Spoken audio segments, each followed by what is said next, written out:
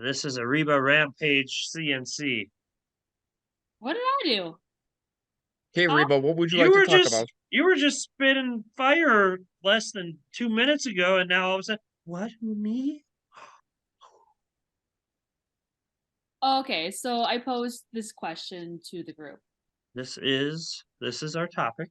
Tell us. You are running this show tonight, Becca. I am not running anything. You are running this right into the ground.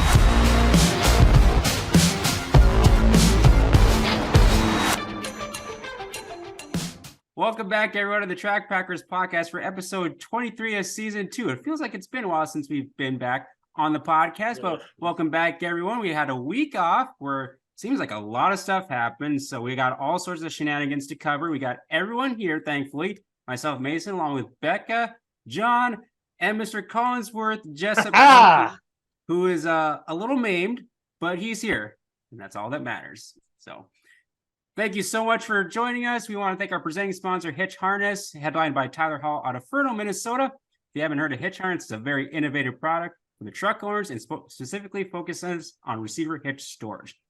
Focuses on safety, so you have safe storage in the back of your truck, so it's not rolling around while traveling, and also efficiency, so you can have quick access and you can move from one project to the next and maximize the time for everything else in your life. So head over to hitchharness.com, check out all the inventory they have. They have all sorts of styles and colors to choose from, chassis dollies for racers, and you can even get some apparel if you own some Hitch Harness products. And so thank you so much, Tyler, for the support of the podcast. It was great to see you at the racetrack this weekend. Hopefully a little bit better luck next time out on the track. And so I had to kind of rewatch the entire last episode to see what the lineup should be going into this episode.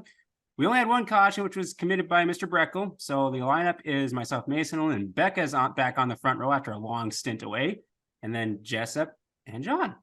So, Miss Becca, how are you doing? Good. This past weekend rained out. Very few places around North Dakota raced, as just huge monsoon of rain basically just moistened all of North Dakota, which was much needed because many of the farmers do need a little shot of rain. What? Corn and sunflowers still need water. So the maize needs the rain. Yes. So anyways, it felt kind of just relaxing just to chill at home, watch racing from home, get some just stuff around the house done. It was just nice and relaxing just to do nothing for a weekend. And it's like the first time in a long time I've done that. So it felt good. I liked it. But we got 3 weeks here in August, right? 3 weeks of the regular season here in North Dakota. For the most part, not all tracks have that many races left in the schedule, but for the most part, it is now the focus is on the points championships for many racetracks in our listening and viewing area, and it'll be an interesting close to the regular season. Yeah, it's kind of a bummer that it's August already.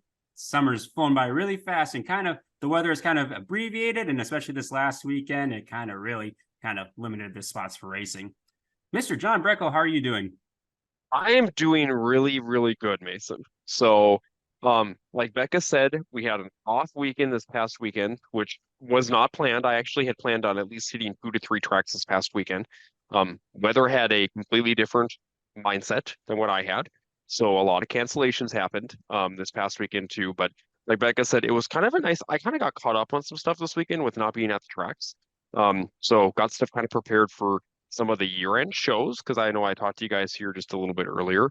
And sometimes I feel like August is super quick because then we hit year-end specials. And I feel like There's a lot of prep work that goes into those way before we get to that point. So I've been actually doing some of that stuff and working on a few things here for several of the tracks to get ready for year-end stuff. So yeah, so I think besides that, it's good to be back on the podcast. I know we had a little bit of a break just because of racing action, because of our busy schedules. And yeah, besides that, I'm doing really well and ready to get back on the front row. Oh, yes. You got some work to do, or at least some of us may have some work to do to relegate ourselves from the front row, but we'll see. In the words of Becca, deflect to themselves. Right. John and Mason don't know that story. It's okay. We'll tell you all later. Okay. Well, Jessup, how are you doing, sir? I am at 100%. That's Maybe. good. I'm more at like 95%. And that's still pretty good. It's He's 5. doing better than he was. Yeah. Yeah. So good. We're going to take this off. It'd be awesome. Well, that kind of is similar to like the way a lot of racers may show up to the track. Their cars may not always be at 100%, but they're still there. Jessup, can't- Jessup, now that you took your sling off, make sure you elevate. And do you need ice? I was gonna say, do you need a bag of ice? Because we can go get you one. I No, can good on import it ice. to your house. I'm good. I think maybe I should get seeing that I'm like handicapped, I should be up one more spot. Oh no, I think fourth is fine. Oh no, you are third. Yep. He's Yes. third right now. I should be up one Yes. more. So it's okay. I actually prefer to start on the high side of the second row because then I can watch Becca mess up and I can just pass her very easily. And Mason, he's just going to run the bottom like normal, and I'll just fly by him on the high side. I say you're kind of a Actually- sitting duck. Starting on pole. Actually, I like to hug the huggy pole and just hug the guardrail. John wouldn't Well, know. we know 'cause he you. didn't- We know you like to hug a pole. This I can confirm. So story time, Mason, because you weren't there for this, but during intermission a few weeks Continue on. ago at Dakota Speedway, I was doing all the intermission activities, and I brought some fans down front for an activity that we were going to do, and I told them to let's scoot down the sidewalk, and then I talked to myself over the loud mic, and I was like, because I have a tendency to gravitate towards the pole, this huge light pole down front, and there were a lot of anyways, you can watch it all on Dakota Speedway TV. Alrighty, I'll have to do Not my that. finest after this. moment.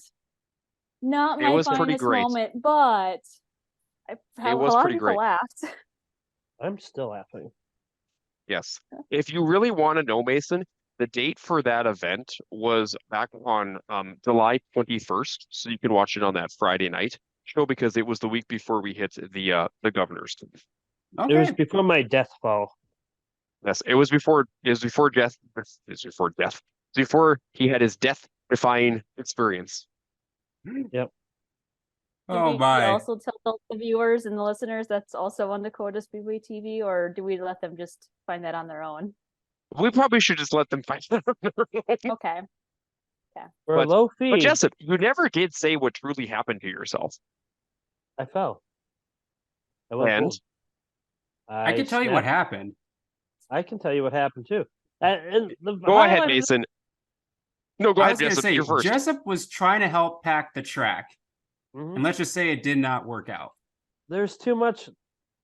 It was too slick. No, There's you hit as, too much as tack. the words of one of our favorite what do you call them, slingshot drivers in Jamestown would say, the track was too wet. Yeah. So Jessup took a little bit of a tumble, and that was an interesting Friday night, I will say. Not the most ideal way to start Hey, the but races. we But even though I it's had to leave interesting. at the beginning of the night, I made it back for features. Well, This one is true. feature.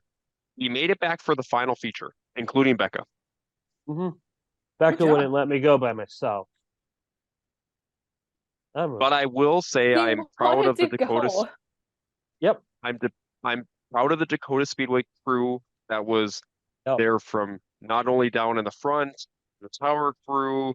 Thank you to Lane Mutter. Thank you to Fanatics with Will and those guys as well, because they helped out throughout the night to make sure that we could run as smooth as possible. Even with Becca and Jessup being out there at the emergency room during the broken arm incident. So everybody picked up the slack. They did a great job. They took on roles that they don't usually take on, which was they did a great job in those roles. So good job to the team. So do you really want to know what happened, Mason? Go for it. Well, we had to start it was kind of weird. Friday nights are always hectic at Gov Cup because everyone's running every which way. And that night I had taken on a lot of different jobs that I normally don't have to take on. And we got the broadcast up, thanks to Chris. And my headphones are broke. And I thought I had my pair of headphones with the camera, but I didn't. So I ran down to Scotty Gartner's trailer because he always lets me borrow a pair of headphones. And I was going to put our other camera person and announcer Brock on there. So I ran down there because Brock wanted to stay up top. And I ran across the track, no problem, grabbed the headsets, come running across, kind of stopped. And as I'm walking over the crest of the berm, I stepped on like a clump of mud that had water underneath it, and it slipped out underneath me, and I fell straight flat, and I heard something crunch, and I'm sitting there, dear God, please let that be my sunglasses. I took a quick look around. I'm like, looked down at my wrist. I'm like, that wasn't my sunglasses. So I got up, all in a matter of 2 to 3 seconds, fell, got back up, took off running, found our track photographer, Lane Mutter, gave him the headphones and said, Lane, I just broke my arm. Give these to Brock. He needs these for the broadcast. And then he took off, and I took off running down the front stretch trying to find the ambulance. And I got about maybe 20 steps away, and then I stopped and I looked because I was like, well, if they're in the infield, I probably don't want to go too far this way. So I look, and I look, and I look, and I say to myself, well, this is most unfortunate. The ambulance has not arrived yet. So the next spot was, okay, where is our fire crew? And I see just the yellow fire truck just driving off in the pits, and I'm booking it while holding my arm because you can imagine like part of it's just flopping around. I'm like, ow, ow, ow. So I'm booking it, and they're still driving away. I'm like, come back. And finally, I ran up. They started to turn, and I ran out in front of the truck. I'm like, stop. And they're like, hey, what's up? And I'm like, I just broke my arm. Let's put a splint on this thing. And they looked at it. They're like, yep, you have an arm injury. Then we drove back over to the pit shack. And it was funny because as we're driving over to the pit shack, here comes the ambulance. So we pull up, and the one ambulance lady had already gotten out. The other one's starting to get out. And I'm like, I'm your first victim. And she's like, wait, what? I'm like, yes, I have a broken arm or a broken wrist or whatever. And they're like, well, do you want to get transported? I'm like, no, I do not want to be transported. I will have somebody transport me there, or I will drive myself. So in came my hero. Becca was all sorts of a hot mess express for probably a minute. And then she was Action Jackson, and she was in charge of everything from there, and she did a really good job. And we got to the Mahler. So there's multiple funny parts to this story. We're driving to Sanford, the hospital or ER, and I'm sitting there. I'm like, oh, this sucks. My night's pretty much shot. As we're driving along, my phone's blowing up with people just complaining, and they are anything under the sun they're complaining about. So I'm standing there with my broken arm on my center console, answering complaints as we're driving there. We get to the hospital. We're sitting in the parking lot. And Becca's about ready to run in. I'm like, no. Let's wait a second. Let's see how this works. And she's like, what do you mean? I'm like, I need to make fantasy picks.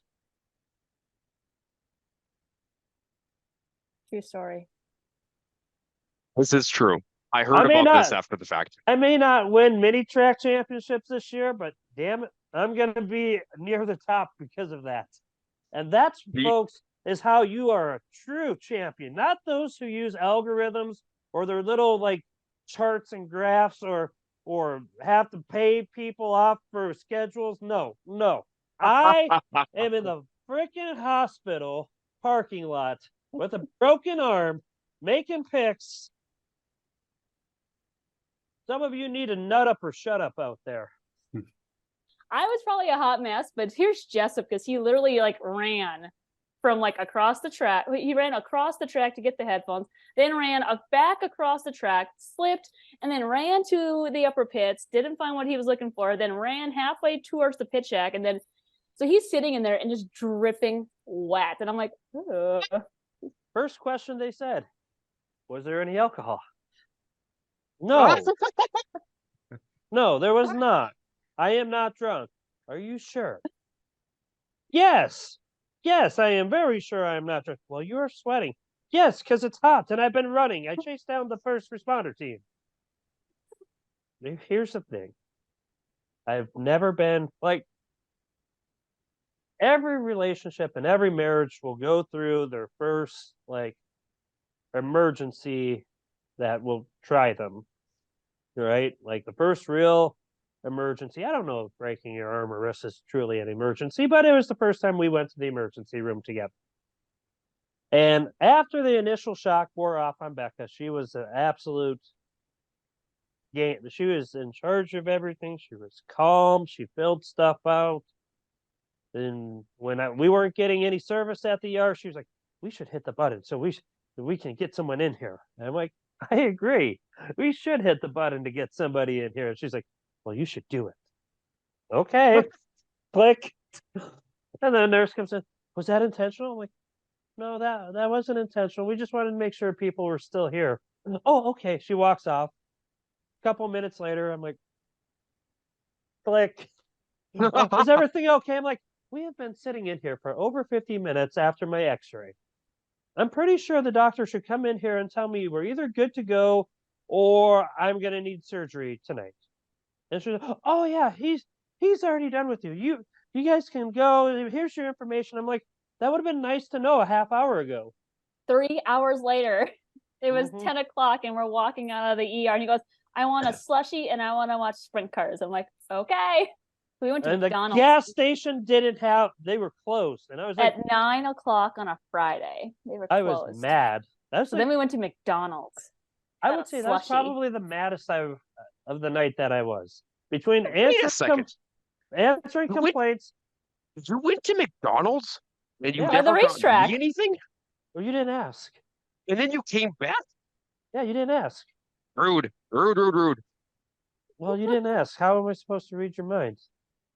You didn't ask me either. Well, I was kind of on hydrocodone and some other Oh, I drugs. noticed. I could tell. Wow.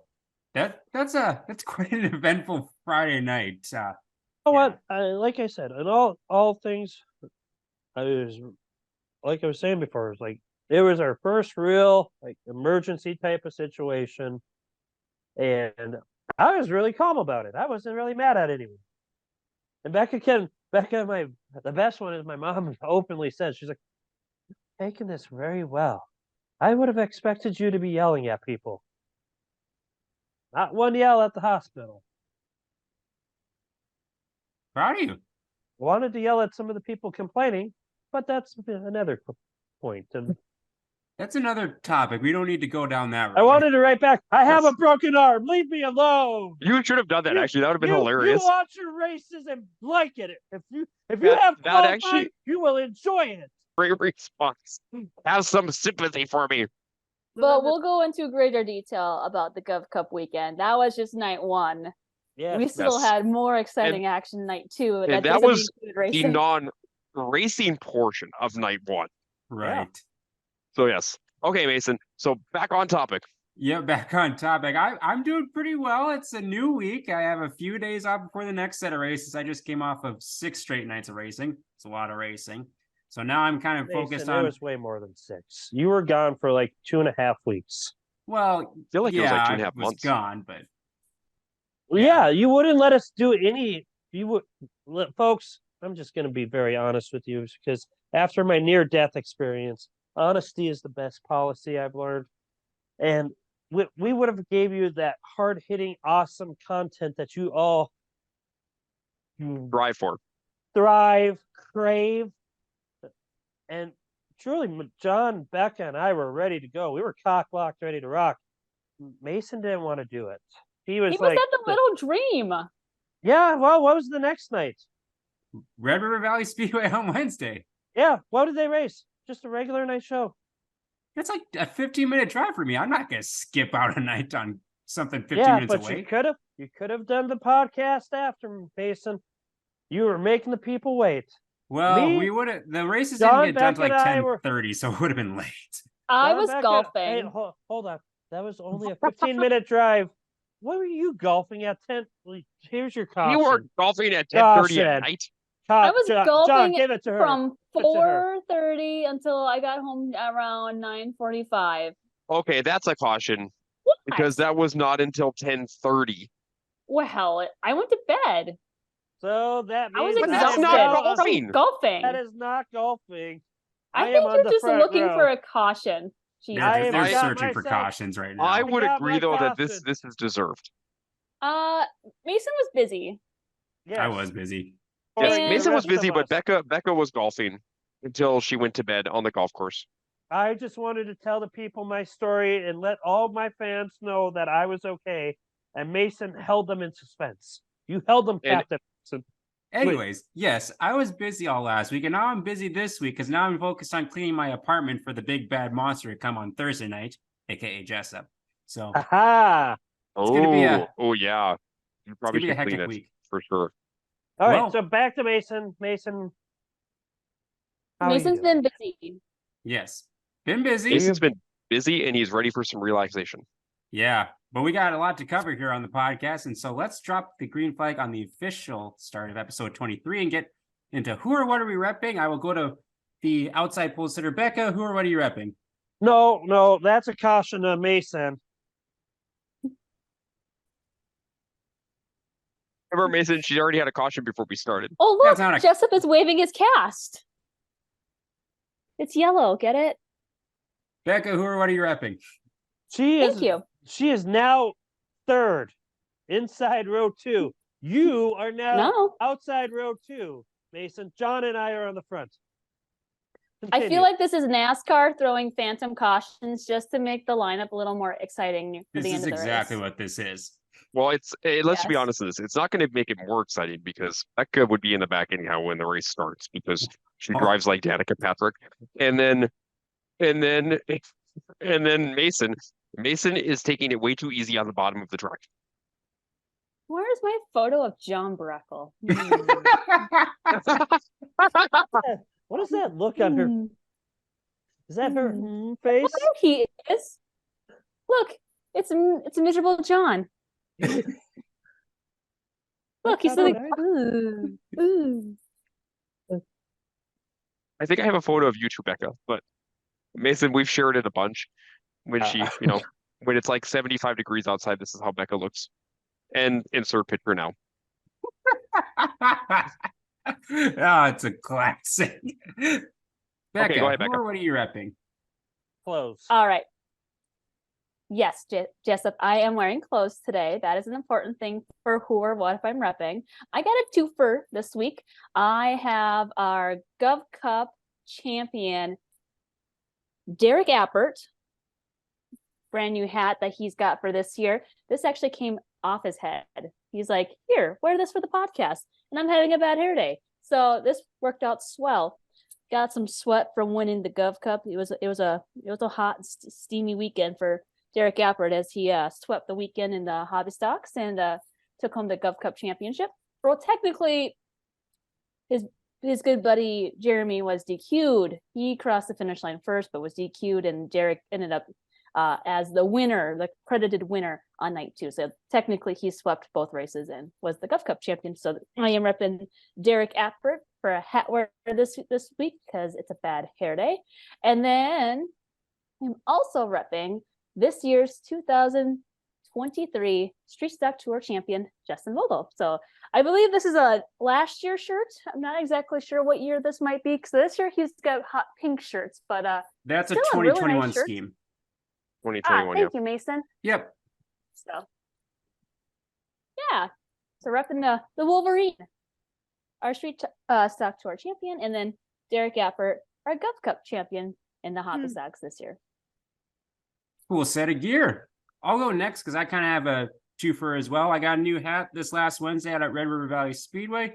This is Sport Mod driver number 22M Landon Matz out of Walcott, and it's a really cool hat, nice purple scheme. He's got a really sharp looking car again this year. So thank you, Landon, for giving me the new hat.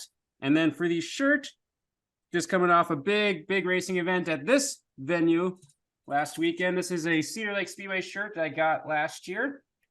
Kind of just a general, nothing on the back, but just kind of a general Cedar Lake Speedway shirt. Kind of wanted to get one to kind of remember the times I've been to Cedar Lake Speedway. Probably won't get there this year, unfortunately, but I've been there the last couple of years with the Street Stock Tour and then a couple times before that. But they just came off the USA Nationals, one of the big premier racing events you could find across the country and especially in the Midwest. And so repping the Cedar Lake Speedway for this episode. I'll go down to Jessup next. Who are you repping?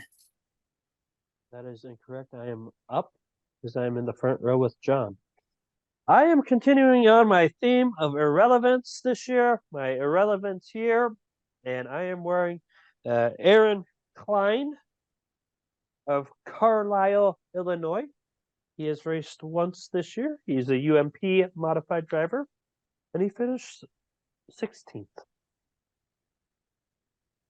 Interesting. I thought at first when I saw that car on the front of the shirt, I'm like, gosh, that looks like a familiar paint scheme, but couldn't really think of one.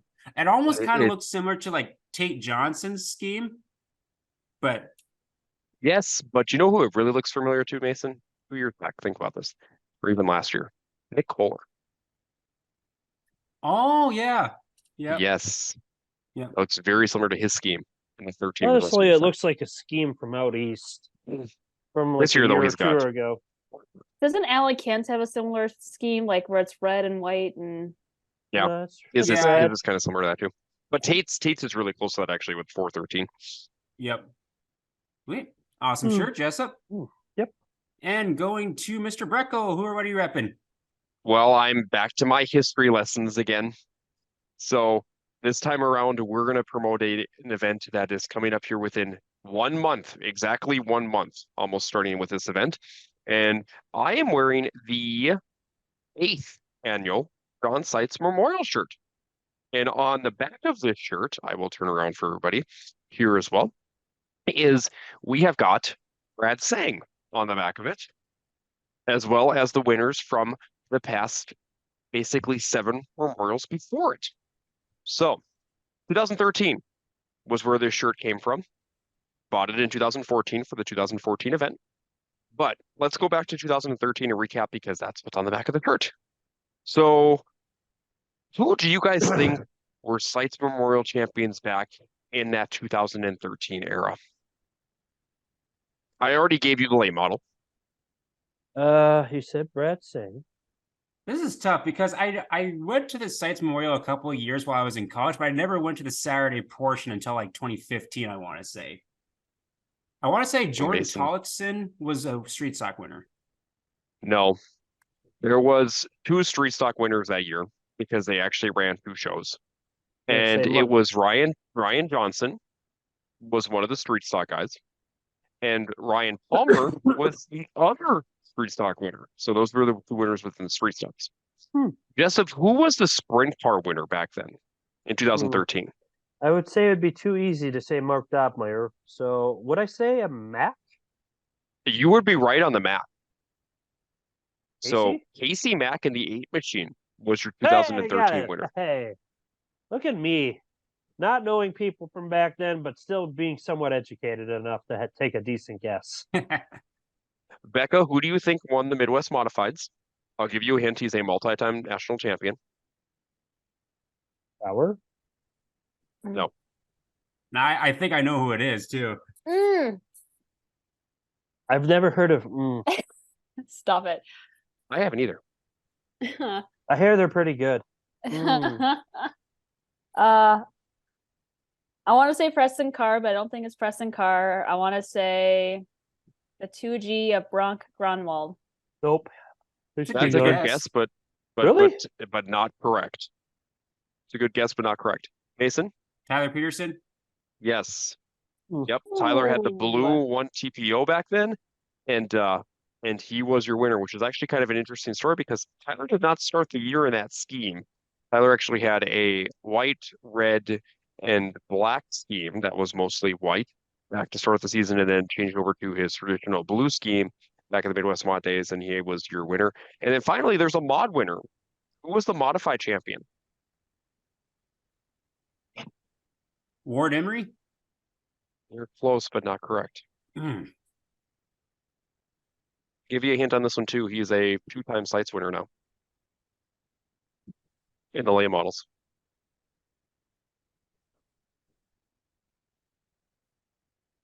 Gosh, I'm Oh, trying to remember who. Turnbull. No. No, No, because it would have been Oh, with Soda Mods. shit. Don Shaw? No. Becca's right. What? Becca is right. He did have a Don stint Shaw with was your Soda Mod. Yeah. Soda Mod Yeah. Uncle Donnie champion ran back a in mod. 2013. Crazy. Wow, that's interesting. Don also won the Dash that year too to set the lineup for Saturday night's A main event. Wow. But yes, that's the shirt that I'm wearing as we went down our history lesson for Sites Memorial. The Sites is actually upcoming here on September 7th, 8th, and 9th. The prelude to the Johnny will be on the 7th, which will be that Thursday. And then the actual Sites Memorial starts on that Friday, Saturday. So basically within about a 1-month time frame, because we're taping this on Monday, August 7th. Any fun, unique features to it this year, John? The only thing that's kind of interesting to the sites this year compared back to previous years is they are going away kind of from the sprint car event that was on there. The sprints were down to just a Friday night show. They would do the back row challenge a couple years. That actually got moved to, I think, the following week is when they typically do it. So they wanted to put more focus on that. So they actually have removed the sprints from the program, and they actually have brought in WISSOTA Super Stocks for all 3 nights. John was a past track champion in the WISSOTA Super Stocks, national champion in your WISSOTA Super Stock as well. So they're bringing it back to more of his roots from kind of that Bemidji area, Grand Forks area for the Super Stocks. So yeah, so WISSOTA Super Stocks will be on the docket. I'm excited about that. To see WISSOTA Super Stocks in Grand Forks, and I have never seen them in Grand Forks. And I think they'll put on a really good show up there as well. So besides that, you're going to have your Midwest mods, your Spreets, your mods, and late models. They will be running as well. So it'll be just a fun event overall with a lot of big names. It sounds like coming again this year too. So I think it'll just be a good weekend. Yeah, looking forward to what year? It'll be the 17th annual, or is it 18th now? No, this will be. I think this is 16th. This will be 16th. Last Okay. year, or actually was last year 16th. I thought it was the 16th last year. Would I'll it have to say look on it up. my race pass? It should say, but let me look here really quick. Actually, they have a sites. If anybody wants information on it, they actually have a John Sites Memorial Facebook page on there as well. And we'll see here when it is. Because the first year was 2000. Oh, it doesn't say what year it is. Just says John States Memorial. It'll be the 17th. This will be the 17th annual. Okay. Neat. Very I cool. think the Yeah. Super Stocks will be a good fit. I'm excited to not see them full around fit? that track. I think like there's some tracks that Super Stocks put on a really good show, and I feel like River Cities could be a really good one. I think they can use every inch of that speedway. And they used to be a regular class at that track back in, the 90s. Into the 2000s, they were a regular class at that track. So they've put on some really, really good races, and they used to have some really good talent up there in the Super Stock division as well. I mean, back in the day, you had Bobby Eckert used to race up there all the time. You had the Robertsons that would go up there as well. One of the biggest names obviously was Brad Sang, started in the super stock division up there before he obviously went to the late models. Joey Peterson was another one that was a big super stock driver back in the day. Absolutely. It's one of the events I always look forward to at the end of the year. I'll be able to get to 2 nights of that. I won't get to all 3, unfortunately, this year, but get a little bit of taste of the sights this year. So It's awesome. okay, Mason. We'll miss you. It'll be fine. I'll be there all the 3 nights. I'll miss you. Yeah, I'm sure I'll get reminders on that as it gets closer too. But anyways, that's who and what we are repping for episode 23. We'll move into the Track Packer report, which since we took a week off, we're going to kind of highlight the big events that kind of took place for the last couple of weeks. I'll kind of do a couple little mini takeaways, just kind of highlight a couple of the winners on all the races I was at, because otherwise we'd be here for like another 45 minutes on the recap. And so I'll go back to Gov Cup with the Bismarck gang. Other than Jessup's mishap before the races even started on Friday, John, how did Friday night go? So Friday night was a good night overall at the Governor's Cup. We actually had a very good car count. We had 147 cars total on Friday night. And it was basically a really good night of racing action with a lot of cars in each one of the classes. A couple surprises there too. We actually had quite a few modified drivers that showed up on night 1, more than I expected. So that was really good to see. As well as first night, we had 32 mods. We had 21 Wasota Street Stocks, 46 Legends. So the NX Legends class is growing a lot over the last couple of years. They had 46 night 1, 47 night 2, 26 Hobby Stocks, 5 IMCA Sport Compacts, and 17 NOSA 410 sprint cars, which was another really good car count as well for the NOSA 410 sprints. So just some recaps here too, overall throughout the night. Like I mentioned, with the incident that happened with Jessup and Becca as well, with them having to go to the emergency room, the crew picked up a great amount of responsibility and additional tasks that they usually don't have to do, which was actually something that everybody handled really well. And yes, there was some hiccups throughout the night, but you know what, we worked through them and got everything figured out and ready to go for Governor's Cup. We used the new qualifying format this year that was introduced just to kind of see if, from like a time perspective, because we had started the Governor's Cup a couple of times, a couple of years beforehand, or the last couple of years, I should say, at 5 o'clock, which is really early. Doesn't do a lot for the track. It's hard for fans to get into the grandstands and even drivers to get there too with work, especially on a Friday compared to a Saturday. But so we wanted to make sure that we could get it in there still for that piece of it. So qualifying was utilized. Groups of about 7 to 8 cars came out to the track to do their qualifying runs. Obviously, only the 5 sport compacts were all together in their qualifying group.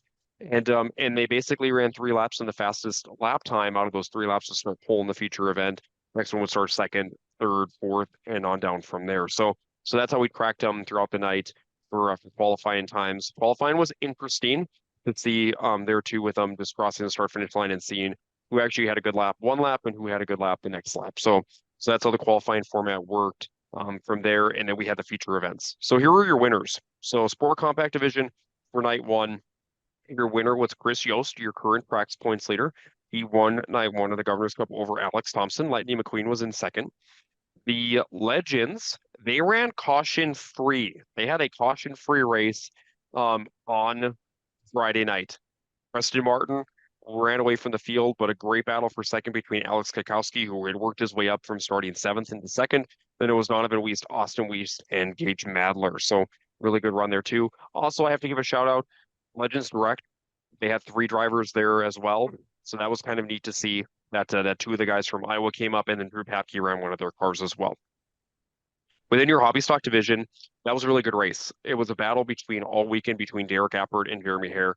Really good friends. Derek picked up the win on night 1. Jeremy was second.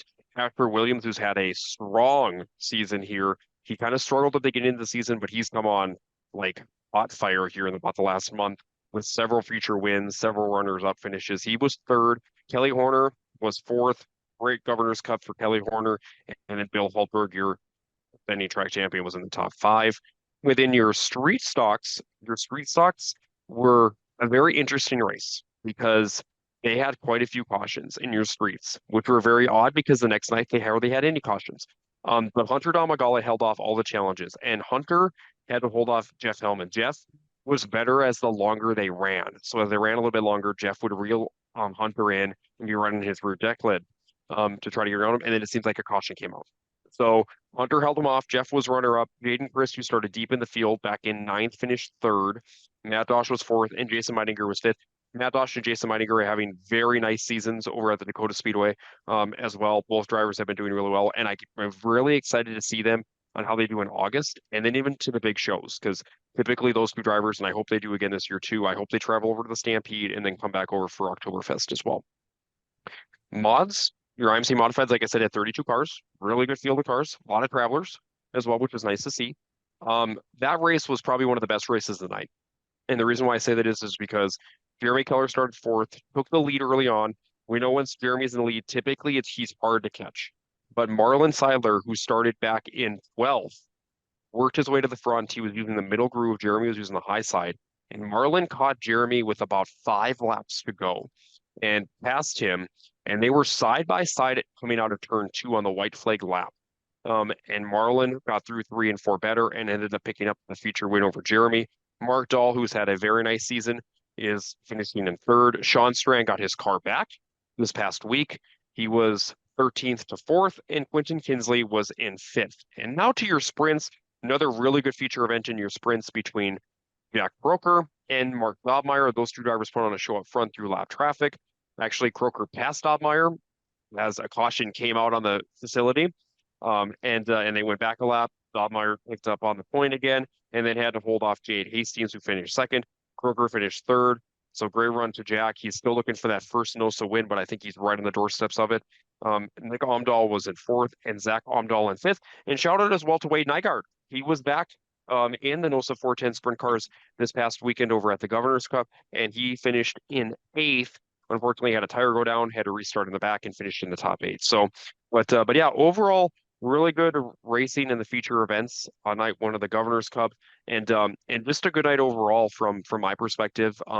It was a little bit more hectic than normal. I was more kind of in Becca's role as well throughout the night, so doing things in intermission, also doing victory lane interviews down front. So just a kind of different perspective from there too. But don't worry, I've done it many times before, so it wasn't like I was a fish out of water by any means. John did tell me that he appreciates everything I do because I take care of a lot of crap so that he can just talk on the mic.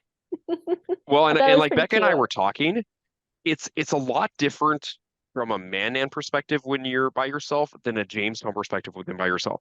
Because grandstand wise, it's if you try to get down to the front to the top, I mean it's a haul and a half.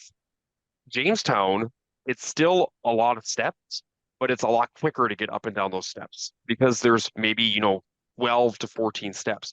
Mandan, you have a whole flight of stairs pretty much to get up from way down to the bottom. So it's a lot different from the distance from going up and down. So if you forget something up in the tower, you're not going back to get it. So especially when you're down there, because it's just gonna basically be more wasted time. And not only that too, it's a lot different because like when Becca does chicken dance, I'm up in the tower, we're communicating back and forth, and I can just play the music. When I'm down front, I can't play the music when I'm up there too. So yeah, so it's a lot different when you try to coordinate things back and forth. The junior race fans were quite upset with John on night 1 because he did were. not go through the different steps of how to do the chicken dance. And so I heard lots of complaints from the little ones about how John did not show them how to do the chicken dance before they did the chicken dance. I was disappointed in myself too. However, I did tell them, I was like, unfortunately, Becca's way better at this than I am, even though she forgets several parts. So she'll be here again on night 2. So you guys need to come back again and she'll give you some lessons. Well, that's cool. Good job stepping up, John. And yeah, I can only imagine like the logistics and how hectic that night kind of got, just like in the snap of a. I sat in the ER just like coordinating all the stuff, like, okay, so you need to do this now, you need to do that now, you take care of this. And so I was kind of making things happen. Well, and like Even like in Becca and I ER. talked about, the interesting part was that so usually people will text Becca if they need something or if they'll do it, and then she'll relay it to me. But typically she'll do it when she's right next to me pretty much at the tower or someplace over there too. Well, that was still the case. They were texting her and then she would text me while in the middle of announcing stuff. So I was like trying to coordinate that at the same time, or trying to coordinate people texting me then at the same time while announcing. Because people then would get my numbers and I'd be like, hey, just text me on this as well, to try to keep up with messages and everything else. So yes, so that part was a lot different because a lot of people go through Mecca instead of going through me, and then we were getting it from both sides on Friday. You know, that actually makes me think too, because I think it was Becca that shared a video in our little group chat. John is actually pretty good at multitasking while announcing. I need to share a video to the page to show you how good he is at multitasking. Awesome. Well, thank you, John, for the Friday recap. Before we get to Saturday night's recap, I'll kind of give Becca a little break before we get into that, and I'll just highlight one of the first nights of the Street Stock Tour finale, which was the same weekend, actually. Friday got stormed out. I drove through 2 storms on the way to Menominee, one in St. Cloud and one in the cities, and it just absolutely monsooned. So Good recap, no chance of getting the race in Friday night. Ladies and gentlemen, I want you to. This is another rain out brought to you by our local rain man, Mason Eisenzimmer. Maybe we don't want Mason to come to Mandan on Friday. Sure, Question: I don't how many care. races did you guys get to this last week? I saw plenty of races this weekend. How many did you get to in person at an actual racetrack? Not what you watched on TV, because I don't have the access to Injured. 8 different streams. That's not a caution Oh. he's pointing at. He was injured. You know, Mason, if you're gonna pick a battle, you better pick one that you're not gonna lose. You lose. I got to racetracks for 6 straight nights. How many racetracks did you get to? I know, and how many of those nights actually rained? All of them. Not where I was at. Within a 500-mile radius. By the way, let's just continue on about this. Mason, I really got to ask you a question here about you and your rain powers and how it affects local racing. Oh, this You is went to actually a the- good discussion. You went to the Little Dream Yep. and they raced, right? Yep. But less than an hour and a half away from you, another track, which was having a fair race, which I'm surprised you didn't go to instead of the Little Dream, because you do those type of things. They rained out. They rained out, but they never got a drop of rain. This is astonishing powers you have. Now you are holding tracks hostage by just being in the near vicinity without even actually allowing it to rain. Anyways, back to the Friday recap. So Where did you go, Mason, on Friday? He already recapped. It I I did rained not. out. Let me start over. On Went to this. another track. Yeah. How many tracks did you try to rain out, Mason? Let's start with that question. Well, somehow Princeton ran. I don't know how, but anyways, Friday was supposed to be in Red Cedar at Menominee, Wisconsin for the first of 3 nights for the Street Stock Tour. That got stormed out.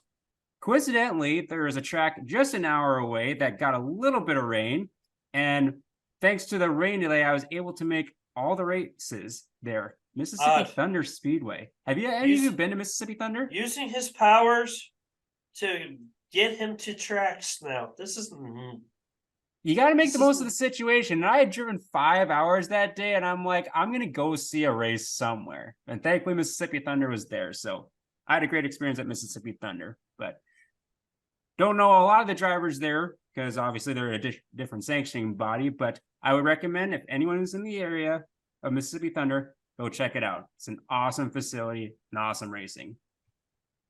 Back to Street Stock Tour weekend. Went to Ogilvie the next day. That went off as scheduled. They did have 4 inches of rain that entire week leading up to the race. I was talking with Caden Woody, who lives like 5 minutes from the track. He drives the 980 Street Stock and Stock Car. Yeah, 4 inches of rain. So the track had a lot of character. And we had a lot of wrecked equipment, unfortunately, throughout the night. But it was a really good turnout. 40 street stocks. That was a season high car count. So that was awesome to see all the street stocks that showed up there. Great camaraderie in the pits with the street stocks. A lot of them, all the tour travelers kind of parked together off the back stretch. It was really, really a good time over in Ogilvie, minus the wreck stuff that happened. And also, we mentioned on the last episode that Jordan Fisher, who got involved in a bus accident at one of the previous races at Ogilvie, they did a benefit for him at intermission. They raised over $42,000 for him within a week's time. for his medical Oh. expenses. So that was really, really cool to see. They had like a silent auction and everything during intermission, and it was a really, really good turnout. So that was really cool part of the night. It turned out to be a long night, but I think everything else went off pretty smooth. And so just wanted to highlight the winners real quick from Ogilvy. Dexter Cook kicked things off in the Minnesota Super Stocks with the win there. The Street Stock Tour up next went to Keith Tourville out of Janesville, Minnesota. He started outside the redraw. We had 10 people in the redraw, and he started outside that and got to lead, I want to say, within like 5 or 6 laps. And like he was fast. Nick Trainer was up in front, had some mechanical trouble, nailed the turn 2 wall. He was okay. Had a lot of other cars during that race, but Keith Tourville was definitely the fastest car in that race. Late models went to the 42S of Don Shaw in front of Dave Moss. That was a caution-free affair. Boy, those late models were fast on that tacky track. Midwest Mods went to Canadian Cole Chernosky in the 33C. Mod Force to the 5H of Dustin Holquist, and Soda Hornets went to the 07 of Carter Matthews. Several of those are national title contenders, and so a lot of stiff competition on Saturday in Ogilvy for the first of the 2 nights we got in for the Dirt Race Central Street Stock Tour on the weekend. So I'll transition back over to the Gov Cup in Mandan. How did Saturday night go? Well, it went well. We had cars, they went fast, and they went left. That's about all I remember besides my nerve blocker wearing out at right about feature time, and I was quite miserable. But the night started off quite well. We had a theme for all the volunteers and workers. There was a Hawaiian night theme. It was pretty fun from what I remember. And I singed all the hair off my right arm cooking chicken for all the workers. Well, it was a This nice is- gesture at least, though. Yeah, it was fun. It's nice to treat the volunteers that put a lot of time and effort in the race program. Yeah, I mean, if you don't give them any focus, they end up leaving. And when they all leave, there's 2 things that happen. You end up getting stuck with what you have left, good, bad, or otherwise. That's all you got left, and you have to use what you have, or you don't have anyone. So it's always good to do something nice or something simple or just something in general for those workers, just so they can feel appreciated and that they can have fun at the track and not just get used and abused and be a second thought to all the other people at the track. Absolutely. Totally agree with that. Becca, how did the racing action go on Saturday? It went good. I love Gov Cup. It's one of my favorite weekends of the year. Usually racing is a little racier, a little dicier, and that was certainly the case this weekend. Gov Cup always has a knack for really changing the points complexion going into the remainder of the races for Dakota Speedway, and that was certainly the case at the Gov Cup. And I just love the atmosphere after the races at the Gov Cup. And I even though Jessup took Jessup to the ER, did get to experience some post-race shenanigans, so I was a happy camper. But racing was really good on night 2 as well. Chris Yost led all 10 laps in the IMCA Sport Compact to sweep the weekend, and he was the Gov Cup champion in the IMCA Sport Compacts. As John alluded to for night 1 in the hobby stocks, Derek Appert and Jeremy Hare were the class of the field both nights in the hobby stock division, except on night 2, Jeremy Hare was untouchable. Derek Appert was there, but just could not find a way around that Jeremy Hare machine. And Jeremy did cross the finish line in first, but I guess he had an aluminum piece inside the motor. He didn't know about it. He knew of the rule, but didn't know he had the aluminum piece in the motor, which was a DQ. And so Derek Appert was awarded the win, and because he won on night 1, he was therefore the Gov Cup champion for the weekend in the hobby stock division. In the INX Legends, it was a really, really good race between Preston Martin, Colin Compson, and at the end of the race, Drew Papke as well. I was very impressed with Colin Compson. He's got several wins on the year, but he raced really hard and was right there at the end with Preston Martin, who's had a phenomenal year as well. But it was Preston Martin who swept the weekend in the INX Legends, so he was the Gov Cup champion in the Legend division. In the street stocks, Jaden Christ started on the pole and held off. And this is also another good race too. He held off Hunter Damagala. Hunter just could not get around that 79 machine, and it was a really good battle to watch, as it really came down to those two drivers in the closing laps, and it was Jaden Christ who held on to pick up his very first victory at the Dakota Speedway in the Minnesota Street Stock Division. Even though Jaden won on night 2, Hunter Damagala was the overall Gov Cup champion. He had the lowest overall score over the course of 2 days. So he was the champion in the Minnesota Street Stocks. In the IMCA Modifieds, was Marlon Seiler holding up Mark Dahl. Mark Dahl has a knack for always running well at the Gov Cup. And so, but it was Marlon Seiler who swept the weekend. Mark Dahl was your runner-up in the Gov Cup Championship. So it's fun to talk to those two in victory lane after the races. And then in the NOSA Sprint Cars, Mark Dobmeyer, he raced a 360 engine in his NOSA Sprint Car. Raced really well against the 410s. He was your winner on night 1, but honestly, if it wasn't for like a lap 10 caution in that race, I don't know if Mark Meyer would have caught those guys at the front. But on that restart, though, he just rode the high side and took the lead right on the restart and pulled away and lapped up until the 9th position before a caution with 5 to go, reset the group, and then Mark Meyer just pulled out way on that final restart, and he swept the weekend in the NOSA Sprint Car division. So he was also the Gov Cup champion in the NOSA Sprint Cars. So congratulations to our winners on night 2 of the Gov Cup, both feature winners and champions.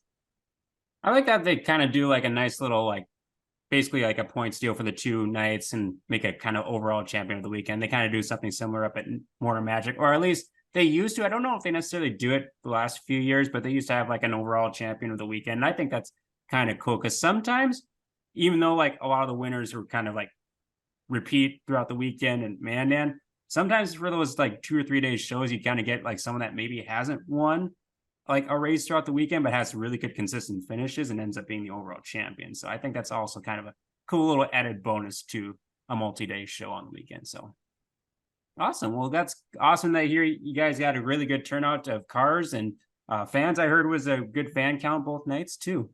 Yes, and I should comment how Gov Cup usually has this weird way of kind of changing the points complexion going to the final races of the year. In the INX points, or INX Legends points, it's been Preston Martin and Donovan Weiss just battling for the points lead all year long. Donovan actually had a DNF on night 2, and I don't think he did very well on night 1 either. Did he? Is that, John? Was it night 1 that he had to go into the pits and then come back out? No, or was that was the week on before. August or July 21st? Okay. Yeah, that was the week July before. 21st. He was third. He was third night 1.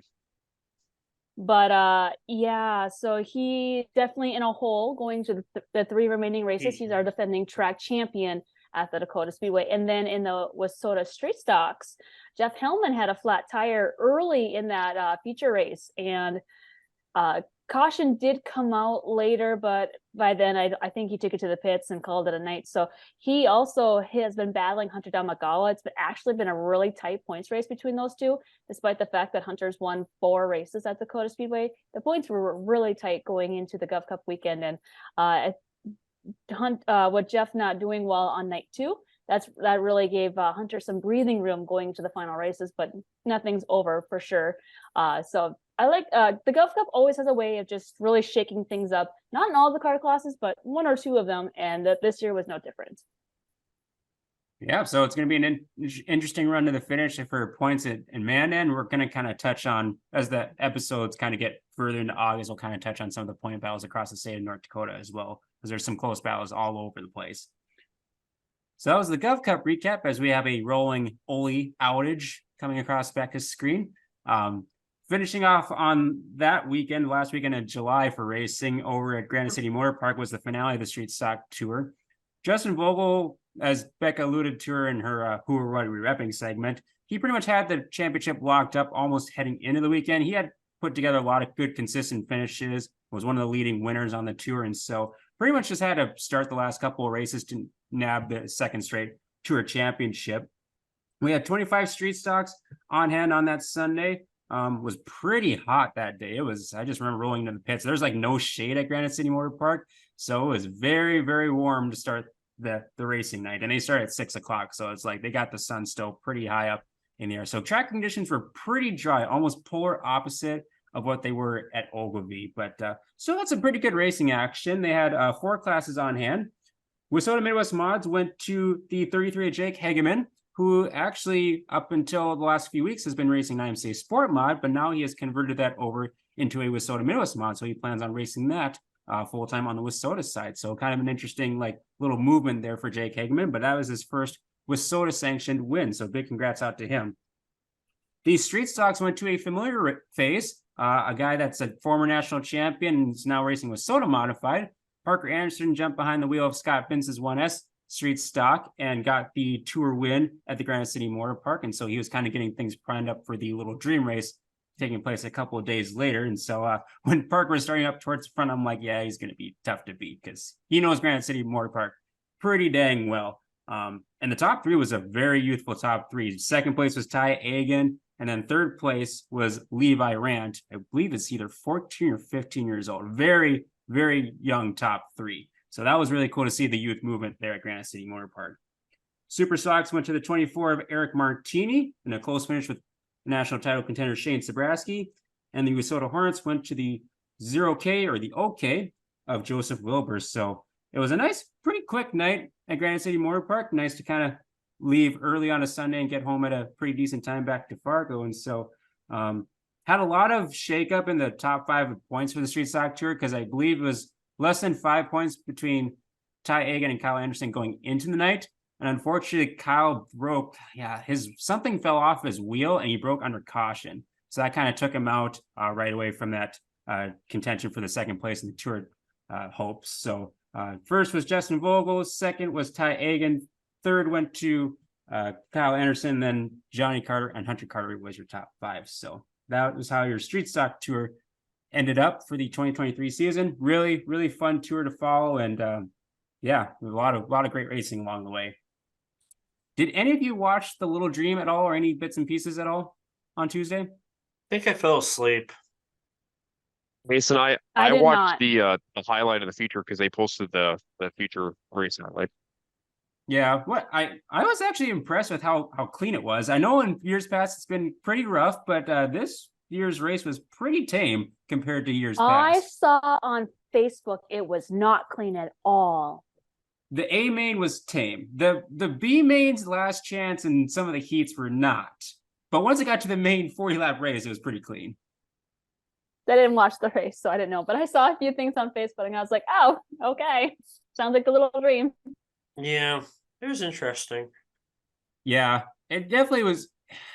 It's interesting to see because like you have a good mix of like obviously the local cars from Rice Lake, and then you have a whole bunch of travelers from out in various areas of Wissota land. And we know we had a lot of Grand Forks travelers, had a couple people from South Dakota come over. So it had a good mix. I think it was 56 street stocks they had there. And so I like their format's pretty cool. You kind of get like inverted heat races based on the draws. So you get a different mix of drivers racing against each other in the heat races. And so passing points is the name of the game with several big races. And so, yeah, it was interesting to see kind of who all lined up where for the main event, which like a lot of the fast guys starting up in the front. So it's like, you kind of know who's going to be there at the end of the 40 laps. And so highlighting That's why the old days were better, when the fast guys used to beat the living crap out of each other in the first 10 laps, and then the people who survived the B mains ended up having a chance at the end. That is a good point. Yeah, there wasn't. Yeah, once you got out of the B mains and last chance, there wasn't a whole lot of beating and banging in the main event. I always think it's crazy for events like the Little Dream. Like if you play like fantasy racing, and like there's a lot of big names that go and support this race, which is awesome. But whenever I'm like making fantasy picks, I feel so confident, like, oh, this guy's gonna spank this group of drivers. And then like the Little Dream happens and some of those drivers don't make the feature, some of those drivers break, some of those drivers, crazy things happen, right? I'm just like, oh, man, I suck at fantasy racing, but yeah. I don't know. I did not suck. No, fantasy Jessup racing. I got 48th. I got, what did I get? 5th? You got 5th. I got 6th. Well. I made a bold pick Those and it attendance backfired points. on me. Well, Mason. Look who's street stock champion now. of our Well, you were group. 5th, so you technically weren't champion. Well, for our group, I was. You did for our group, you were the winner of that night. Yeah. You were so far behind me, Mason. Holy crap. I think I was less I'm than like sorry 10 I even points. brought it You up. were 10 points. Yeah, because I was 10 points behind you. I'm I made so a bold sorry I even pick brought it on up. Kyle Dykhoff over Justin Vogel. Didn't quite work. Ooh. Ooh, Mason, that's a hard one. I know. Because I Who did figure John pick? with Kyle, because he's been like really focused on like some of the bigger races. I feel like I thought he was gonna have like the drive and motivation to kind of step up his game for the race, like Little Dream.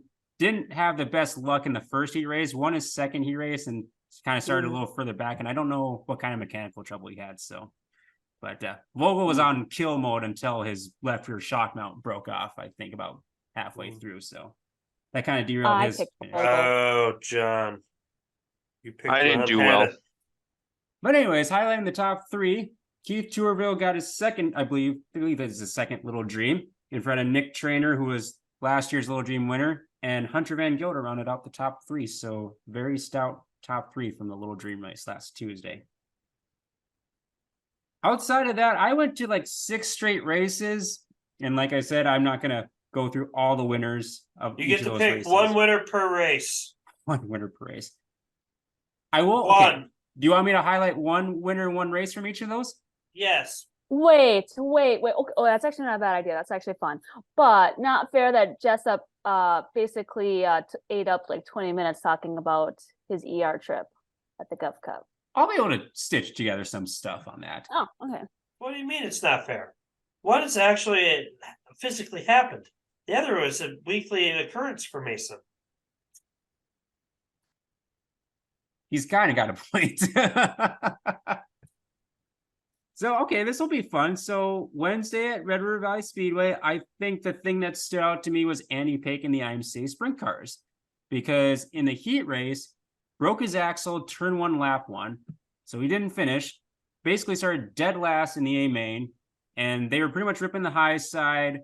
And he got to about 3rd or 4th, like with about 3 or 4 laps to go when the first caution came out. And he absolutely was sliding everyone through 1 and 2. Actually nailed the wall coming out of 4, coming with about 2 to go, and made the race winning pass after the white flag to go from basically the back to the front. So that was a very impressive run for Andy Paik. And he's got a brand new sprint car, from what I've heard. He was already fast to begin with, and I guess wanted to get faster. So it's a very, very good run for Andy Paik. He's been on a roll. It's really actually a lot of fun following the Race Saver sprint cars. They put on some really good races wherever they go. I know Jamestown, John, you were there, and I think Pelkey's were there too. They put on a pretty good show there, I heard. Yeah, no, Actually, they we really were did. there. Jessup got to see him. Becca wasn't there, but Jessup got to see him, and yes, they put on a very good show. There was a top line, there was a bottom line, and it was slick in the middle. Yeah, so that'd be my one race highlight from Red River Valley. Thursday was Cheyenne Speedway. They had the Rebel Midwest Mod Tour, or are also known as the Rebel Rainout Tour. That was the one night they got in on the weekend, which is very unfortunate. Just terrible luck with that tour this year. Brendan Waite was the winner of that. I would highlight the street stocks because Tucker Peterson got the win, but he broke a left front ball joint with about 3 laps to go. So he was sparking and like kind of dragging on the track the last 3 laps. And he had a big lead by that point, but it wasn't going to last much longer. So he had to get towed out of victory lane. So that was an interesting sight to see for Tucker, but really good start to the weekend for Tucker as well. Friday, I went to Montevideo. They had a couple makeup races. I think the highlight of the night there would have been the Mazda that were racing for $1,500, which went to Tyler Cater, who had gotten a win the previous night in Wilmer at the KRA Speedway with a basically last lap pass on Matt Gilbertson ripping the high side. He started way back in the field and kind of picked off cars one by one, and so he's been on a roll too. Another young driver in the modified division that's really making some noise as of late. Devil's Lake on Saturday was the lone track in North Dakota running, and they had late models as their additional treat. I was impressed with some of the travelers. We had some South Dakota travelers come up in the late models, and so that was cool to see guys like Chad Becker, Denver Nickerson, and Jason Good make the trip up there, which the late models went to Brad Sang in front of Jason Good and Cole Schill. That was a fun race to watch. It was kind of top dominant, but then the bottom was kind of starting to come in as the race kind of went on. And I think it was like 3 or 5 more laps. I think that outcome would have been really interesting to watch because Sang was in lap traffic and Schill and Jason were both catching him. So that was a very entertaining night up in Devil's Lake as well. And then finishing out the weekend was Buffalo River on Sunday night. And they had about an inch of rain within the last 24 hours before that. And they were able to get the race night in. Track had a lot of character, but I will say it was some of the most entertaining racing I watched all year. Like you had cars like kind of bouncing through some of the holes and just people kind of doing slide jobs and dive bombs wherever they could. Gosh, like all the races I think were pretty awesome.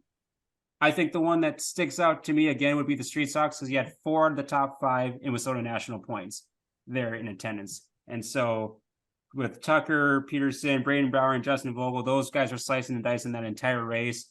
Had a little bit of contact between Peterson and Brower on the last lap, but when you're racing for wins at this point, trying to throw out those seconds and thirds, you kind of gotta go for broke on some of those. Which nothing got torn up, which is good. I think that's kind of some good hard racing, and really is gonna kind of come down to the wire. So I think we'll kind of touch on that in the next couple of weeks because it's gonna get pretty dang close. So a big win again to Tucker Peterson in the street stocks. And so that is my cliff notes of my 6-night stretch this last weekend of racing. And so go ahead. You did I would have gave it to Alan Kent beating John Nord in the final 2 laps of the mod feature. Oh, man, that was a good race too. Interesting. Yeah, that was a crazy race. They caught lap traffic so quick and had to like make some quick moves, and if you hit a hole wrong, you're going.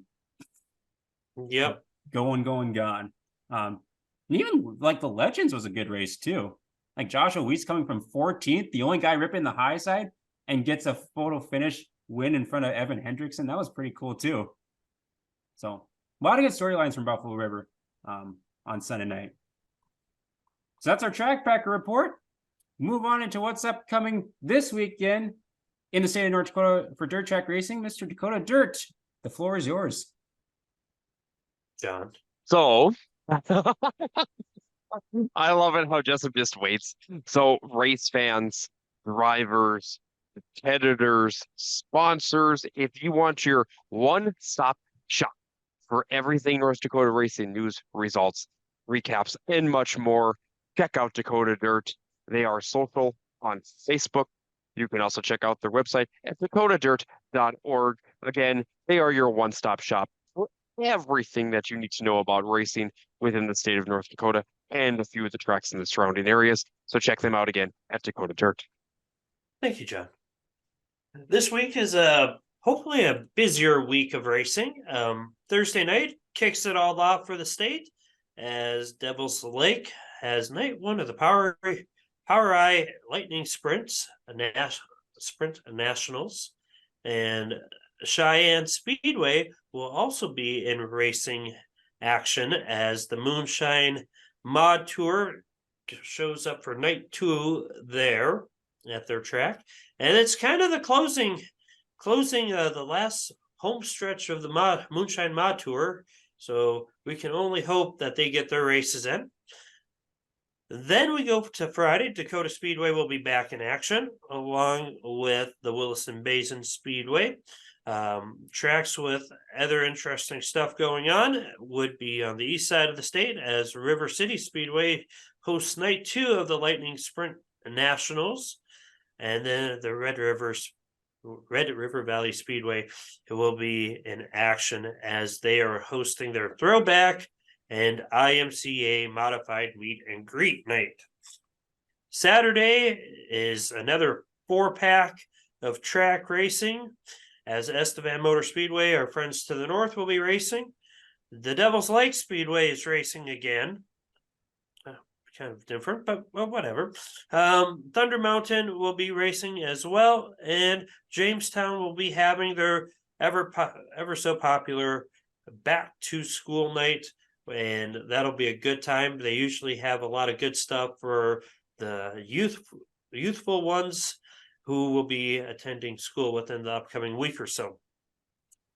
And the weekend closes off with the Nodak Speedway up in Minot on Sunday night. So this is the time of the year. It's the dog days. We're definitely headed down to the final couple nights for point racing. And then we get to our ever so popular favorite time of the year, invitationals. So get out, support those tracks. Drivers, you only got a couple weeks left if you're going for points. So this is the time for you to go to make or break. So have some fun, get out there, and then once we're done with that, we can really start focusing on invitational and national point stocking season. Very true. It's coming up quick. So that's the state of North Dakota. Outside the state of North Dakota, starting on the 10th, the usual crowd, KRA Speedway, Norman County Raceway, and Victory Lane up in Winnipeg are running.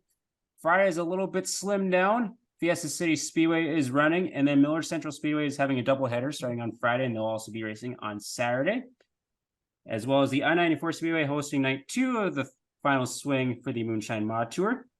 On Saturday the 12th, Greenbush Race Park is running along with the Madison Speedway, North Central Speedway, and Brainerd Ogilvy Raceway, and Viking Speedway has the Moonshine Mod Tour. And Sunday, to close out the weekend, Bemidji is running along with Buffalo River once again. Casino Speedway is back, and Granite City Motor Park is championship night for the Moonshine Mod Tour. So plenty of racing to take in. I know a lot of the farmers that I talked to that are racers were kind of appreciative of the moisture this last week, and so I know some of them will probably be busy this week, kind of combine and getting things all set to go, so that way they can kind of get some more racing towards the end of the month or invitational season. So still plenty of opportunities to go check out a racetrack near you. So with that, we'll move on to our white flag segment with wins of the week. And speaking of farmers out there, our other sponsor, Isaac Hot Sauce Sandro, is a farmer himself. He does such great work out there, and he's a great supporter of us on the Track Packers. Be sure to stop by his pits in the 12S IMCA Modified. Have all sorts of goodies to gorge yourself. The Sandro Snack Shack, if you saw the Modified tour, is ever so popular. He's one of the nicest people to talk to. Got to talk with his family. All great people. And so thank you so much, Isaac, for the support of the Track Packers podcast. And so moving on into wins of the week, who has a couple wins that they want to share, or any number, I guess, because we've been gone Well, for a since little while. I'm starting in the back, I'm going first. Sounds I good, know John. exactly So- where he's going with this. So my first win of the week goes to Tucker Peterson for picking up 3 wins in 3 nights this past weekend. So good job to Tucker. I mean, he's right up there in the national points chase with Braden Brower and Justin Vogel, and I think it's going to be a hard-fought battle between those drivers here as we hit the year-end specials. And it's going to be interesting to see where they travel around to as well for the year-end racing. I also have to give a win of the week over to Brad Sang. So I'm wearing the shirt that Brad is on the back of here, but it is also the win from Saturday night over at the Devil's Lake Speedway for Brad. So congratulations to Brad on picking up a win, as it looks like he's getting faster too as we hit kind of that year-end special area to where Brad's always a threat at the John Sice Memorial. I know he's been a driver that has wanted to win the Stock Car Stampede for years in the late model division. So good job for Brad on that one as well. My final win of the week is I'm going back to the Governor's Cup weekend, and I'm going to give it to a couple of drivers here. Whoa! I am giving it just give me a second here. How many are I you am giving taking? it over to the Clean Sweeps of the Weekend awards for Oh those my drivers. God. So congratulations to the drivers that swept the weekend over there at the Governor's Cup, which that was Derek Appert, Marlon Seidler, Mark Dobmeyer, as well as Preston Martin. So good job to those drivers over there. And Chris Yost as well in the 81 machine for sweeping the weekend. And great job to those drivers for basically putting us stomping on the fields there in their divisions and picking up the Governor's Cup championships. Well played, sir. Those are my played. 3 wins of the week, which encompass 8 drivers.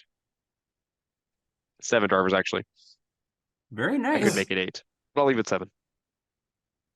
well, who wants to go next on wins of the week before they get stolen from? Go ahead, Mason. Okay. I got a few. My first win of the week, it's going to focus a lot on street stocks. So I got to give the first win of the week goes to Levi Rant, because he rolled his car in Ogilvy on that Saturday of the street stock tour. Somehow got it, like he barreled like 2 or 3 times. They somehow got it back out for the B main later that night. And it ran the entire time. Unfortunately didn't transfer, but then Sunday night they were back at the Grand City Motor Park, redrew number 1 out of the redraw, and hung on for a 3rd place finish. And so that's a really good bounce back for Levi Rant and his entire crew. So big shout out to Levi Rant. And Mason, I think he's 13 only. I think Pretty sure, isn't he? Is he only 13? I think he's only 13. 13 or 14. He's very young. But yeah. Because his brother is, they're not much apart, are they, from an age perspective? I think. No, his brother's not much older either. It's a very I was young gonna say, family. isn't 114, 113? Maybe I might be wrong on that, but Yeah. Yeah, both of them have been looking really good the last several weeks. They've been really putting some good runs together. So yeah, my first win of the week goes to Levi Rant.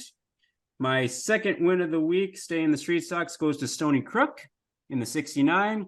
Reason he's getting a win is so they have a trophy class up at Devil's Lake Speedway, and he had I can't remember exactly what her name was, but he had a different driver come race his car in the trophy class. Unfortunately, she ended up rolling at the very end of that race, and so he was unable to race in the feature race later that night. He put out a post, I believe it was Sunday, basically saying, I didn't get to race the A main, but if this is something that helps someone that wasn't involved in racing or wanting to get behind the wheel of a race car, that's all that matters. He had the biggest smile on his face, had a great attitude about it, had no qualms about what happened. It's all about getting more people involved in the sport and more people interested in racing. So I thought that was a really cool gesture by Stoney in the 69 machine. And then the third one has to go as a group effort to these street stock tour drivers. If you saw the heat race, there's a lot of carnage, blown engines, parts, rear ends getting replaced. Everyone was working on everyone else's car in the pits after the heat races. It was such a cool sight to see. I wish I had a camera back there when I went there. It was crazy to see how everyone working together, get everyone back out onto the racetrack. And so those are my 3 wins of the week, all street stock related. Becca, Jessup, do you want to would go you like next? to go next? Go ahead, Becca. Actually, you know what? I will go next. Screw this. I'm not waiting anymore. I'm done being nice. I'm gonna be very late model eccentric, as we've had a lot of big late model events going on. My first win of the week will actually be from a week ago, because we missed a week because Mason was off chasing street stocks around the nation and causing other tracks Little to rain dreams. out. Well, Little dreams. he chased at other tracks too, so whatever. Becca, shush, this is my time. My time is now. My first one will be from maybe a week, 2 weeks ago, to Kyle Peterlin, as he won back-to-back KME 5,000 to win late model races at Dakota and at Hibbing Speedway. So hats off to you, Mr. 23. That's a pretty impressive feat. The next one goes out to Mr. Patrick Dorr, because he won one of the twin 25 features, a feature over at the Cedar Lake USA Nationals. And my third guy is going to be Mr. Bobby Pierce, as he won, I think, was it night 1? I think it was the first night of the USA Nationals. Then he won the USA Nationals to pick up a cool 50,000. And tonight he just picked up the XR 20,000 to win in Dakota as well. So he has bagged himself no less than a $75,000 worth of winnings, and under, give or take, 4 or 5 days. Pretty good payout. Yeah, that's not a bad weekend. Nope, that's a lot of pull tabs based on who you ask. Yep. Top 9 for sure. Yep. Sweet. Awesome set of wins. Go ahead, Becca. Wow, I cannot believe none of you stole my wins. And now I have 1, 2, 3, 4, 5, 6 options for wins Oh, of I the had week. plenty of wins to spare too. I'll just oh gosh. Okay. Ahem. I will start with Austin Weist. What? What? Keep going, Jessup Becca. went okay, anyways. I will start with I will start with Austin Weist. He picked up the iNext Legend regional qualifier win up at the Nodex Speedway last night, August 5th. That was a nice $700 little win right there, but that also allows him to go down to North Carolina and represent North Dakota down there. So that was a really big win. That was his first win of the season. Kind of crazy to think about that because he runs up front all the time. That was his first time in victory lane this year, and he did it at the Legend Regional Qualifier up at the Nodex Speedway. So congratulations to Austin Weist. Next one, I'll go to Jeff Oden. He picked up the victory over at the Buffalo River Speedway on July 31st. And Mason, you're gonna have to correct me here, but I think that might have been his very first victory in the IMC Modifieds. I believe you're right. And he's been 'Cause I- racing, I Correct. believe, for 20 Yep, years. you're correct. Yes, and so Is that the rust colored car? The Yes. Rust Yes. Mountain Yeah. Dew car? Yes. Oh, that's cool. Good Yeah. for him. Mhm. I like he that has car. he has a really cool paint scheme. It's a wrap that is intentionally made to look like it's a rusted old car stuck in the weeds, and he just, so, and he's a super nice guy. So I'm super glad that he found victory lane for the first time in the IMC Modifieds over at the Buffalo River Speedway on July 31st. And he's got a And cool trailer then- too. Yeah, he does. Yep. And then I'm gonna go with Jaden Christ. He picked up his very first victory over at the Dakota Speedway on night 2 of the Gov Cup on July 29th. Held up Hunter Domagala to do it as well. So that's not an easy feat at Dakota Speedway, as Hunter seems to know that track inside and out. So congratulations to Jaden Christ. He's got numerous victories all over the Minnesota, North Dakota, South Dakota, but his very first at Dakota Speedway. So congratulations to Jaden Christ. So I have more to go through, but Who else? I'll Just stick with- name them off. Let's hear them. Okay, all right. Just so Tiffany names. Tusher, Who? Tiffany Tusher, she won her very first heat race in the IMC Sport Complex at the Oh. Nodex Speedway, and then led most of the feature before getting passed with a few laps to go in the feature. Justin Vogel for the Street Stock Tour. That was just a kind of a in case other people picked my stuff. And then fun fact, Kenny Wallace won 3 races in 4 different car classes in one night of racing down in like Alabama. So I thought that was pretty cool. Not a local guy by any means, but he ran 4 different car classes one night and got 3 wins. I believe a super late model IMCA and a sport compact. Got 4th in a street stock. Hey, Pretty you're cool. okay to do that because Jessup, I believe, picked Bobby Pierce as one of his wins of the week. Yeah, Mason, with Austin Weist win, it was really cool to see him back in victory lane because he won his heat, he won his feature. Congratulations to Austin and his family out there too. His wife Kayla is expecting this week, so that's exciting news as well. So congratulations to the family there. And Austin will represent, like Becca said, Legend Dirt Car Nationals is in November. So it is, I looked it up, it is November 9th through the 11th down at Fayetteville Motor Speedway in North Carolina. So That'll be that's fun. where Dirt Car Nationals is again this year. So yeah, so kind of cool that it's in the November time frame, kind of get away from the cold and maybe, starting snow season up here within the North Dakota realm. So that was pretty cool too.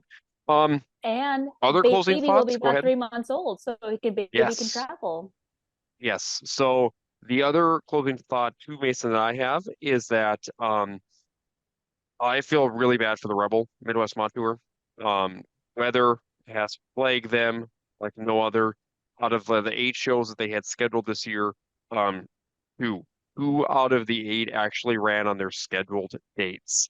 So luckily they were able to make up the shows from June at the beginning of July, but unfortunately, it's tough when you cancel this late in the season, and it was weather related. There's nothing they could do. with the rain that hit for Aberdeen, Jamestown, and Watertown this past weekend. But hopefully they're going to go out with a bang here on the weekend of the 18th of August. So that'll be good news on there as well. Yep, definitely a bummer. Definitely a bummer because I think it was going to be a really good turnout for the 2 weekends besides the finale. I agree. But yeah, hopefully the finale weekend is a good one for the Rebel Midwest Mod Tour. Becca, did you have any closing thoughts at all? Only a few weeks remain in the regular point season, not only here in North Dakota, but Minnesota, South Dakota, all over. So if you haven't been to the races, time is running out. Hit up those regular season shows before invitational starts. So get some laps on the track, get some seat time, get some travel and explore some new tracks, get some setup ideas, go out, support the races, whether you're a fan, driver, pit crew, whatever, go to the races. Yeah, Becca, you leave a really good point because year end specials are coming, and if you haven't been to that track for the year, it might be a good time to head out there at least once before, if you plan on hitting some of those big shows, just to get some seat time at that facility. Absolutely. Jessup, anything to close with you? Let's see. The Stampede Shakedown is still looking for at least one more entrant. So if you know any late model drivers who have not participated in the Jamestown Stock Car Stampede or the late model portion of the Stock Car Stampede in the last 5 years, please reach out to our Facebook page. We currently have 5. We got to double check on 1 because they have yet to race this year. And we kind of would like that individual to get out and put some laps underneath their belt before showing up, because we don't want to have like a just one-off time type of deal. That's not fair to have all the other drivers who have raced this year. So if you know of anyone, have them reach out. The program's entering what, our 5th or 6th year now? I think it's 6. I think it's This 6. is year 6. Wow, we're getting old. Anyways, we cover things such as entry fees, some contingency awards. We pick up a portion of mileage with a mileage stipend. And is there anything else we cover, John? We'd also do, like you said, some contingency stuff. So if there's anything that's out there from like hard charger or some of those other things, if you're hard charger overall for the feature event, you might get some extra funds as well. Yep. In the past, you've done pizza for them in the pit crews. Yep, we've done that in the past. Maybe we'll do something again this year. We'll just have to see what everything, how much time we have going into each day, and if I'm having to turn a camera or not that weekend. Yes, I was going to say, are you going to be able to kind of function and move the camera at Dakota Speedway or wherever you end up? I'm probably going to be on camera.